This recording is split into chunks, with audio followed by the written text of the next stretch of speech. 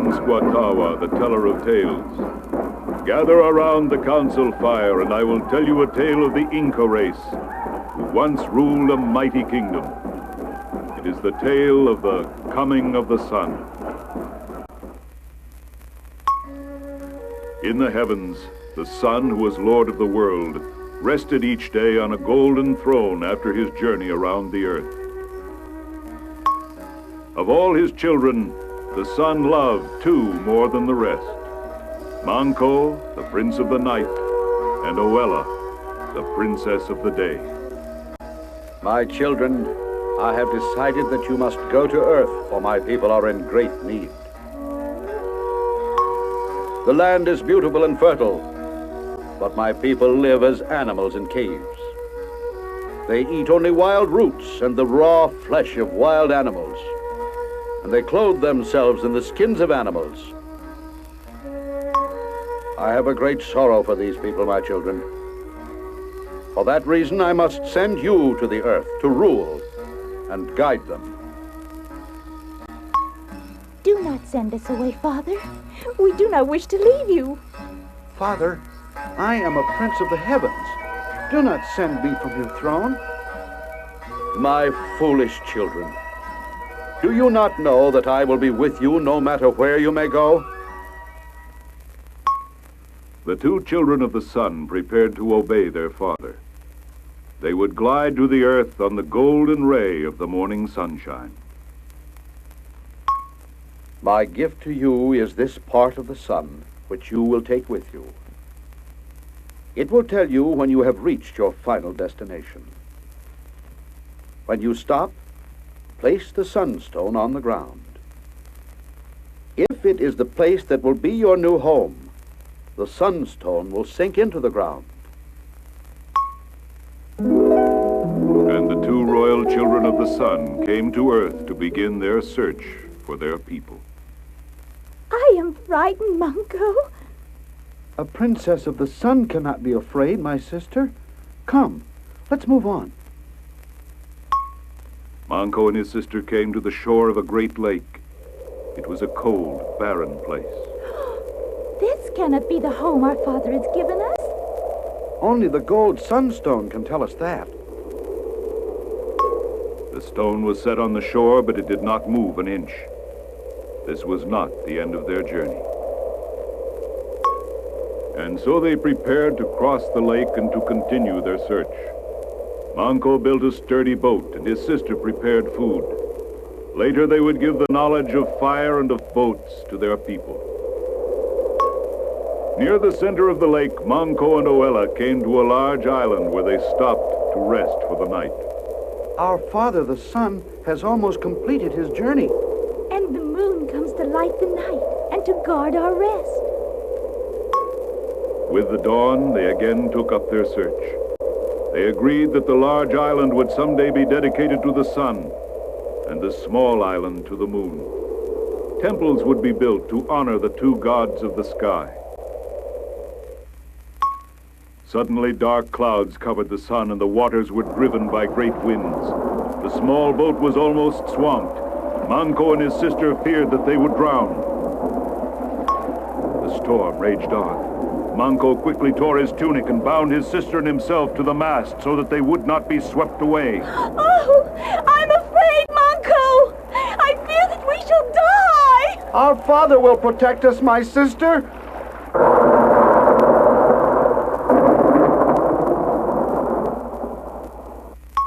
At last the sun drove away the storm and took the chill from his two children. Their boat drifted slowly on the calm waters. In time, their boat came to rest at the base of a rocky cliff. Manco and his sister climbed steadily until they reached the barren, rocky plateau. They were not alone on the plateau. The wild, savage people of the cliffs looked at them from the safety of the rocks. They stared at the golden sunburst which hung around Manco's neck, but they did not know of the sun. Oella took the sunstone from her brother and placed it on the ground. My brother, the stone does not move. This is not the place. We must go on, then. I am not sorry. I do not like this place. Oella and Manco continued their journey. As they moved upward, they found many things which would be useful to their people. See this stone, sister. It can be shaped and carved. We can build with it. And this is so hard that it can be used to cut and chip. They found a clay that could be shaped into pots and cups and plates. Manco found bright, shiny pieces of metal in the river. With these, he could fashion rings and other ornaments. Again and again, the two children of the sun put down the sunstone, but each time it failed to move, and they knew that they had not yet reached their home. In the hills were deer and fowl of many kinds. Manco proved himself a mighty hunter, and the two children of the sun did not want for food. One animal they did not kill, a tall, gentle animal with a long neck and woolly coat. Oella found it a lovable creature. Manco, I shall call this animal a llama. It and its kind will learn to bear the burdens of our people. Each day the journey became more difficult. Manco carried his sister even though his sandals were gone and the cruel stones cut his feet. The gentle llamas followed them and made no complaint. Again the storms came and hid the face of the sun from his children. Manco and Oella sought shelter in a cave. For many days it rained and they could not go on. Manco left the cave only to get some sweet fresh grass for the gentle llama. Oella, I fear our father has truly abandoned us. But the sun had not forgotten his children, and once more his warmth and light strengthened them for their journey. At last they reached the top of the mountain, but they found only glaciers, ice, and driving snow. Truly, brother, we do not find your kingdom with ease. Manco was afraid for the sister he loved so dearly. The journey had been difficult and long, and now she would have to face the bitter mountain cold. Using his great skill, Manco gathered the wool of the vicuña. Its warmth would protect Oella from the most bitter cold. The wool warms me gently, Manco, but you've not made a cape for yourself. I am the son of the sun, and my father's image on my chest will give me warmth and strength. Come, Oella. I know our journey is almost over. Just as it seemed that there was no place left for them to go, they found a narrow pass which they entered eagerly. Look, brother, in the distance, the mountain top. Do you see it? It was true. In the distance was a mountain peak of great beauty, and the face of the sun shone brightly on it. The mountain peak was still far away, and the strength of the two children of the sun was almost gone. Manco left Oella and went alone to pray. Father, send me whatever challenges I must still face, but I beg you to show my sister an easier path. She can endure no more. Unknown to Manco, his sister too was praying to their father. Father, my brother has done everything that you have commanded. I beg you to let him find the land that is his. Please give me strength to help him go on. In a single day, they climbed the remaining peak, for the sun had heard their prayers and had given them strength.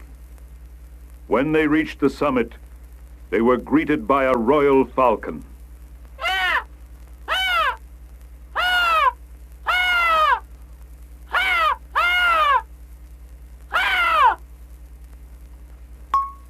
From the peak, the two children of the sun looked down into a beautiful valley.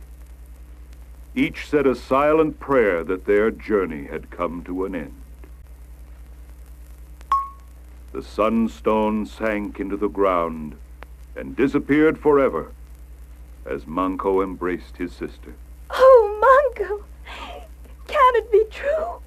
Can this beautiful place be our new home? Yes, my sister. Here we will build our city. We will call it Cuzco. And so Manco and Oella reigned over the people of the region. The people used the knowledge brought to them by their new rulers and became rich and prosperous and happy. Great temples were built to honor the sun, and Manco was hailed as Inca, which means king. In time, Oella died and returned to dwell with her father. Years passed, and Manco too was called to return to the sun. But before he did, he decreed that his oldest son would rule the people and would be called Inca, and the people would be called Incas, the children of the sun. And so it was.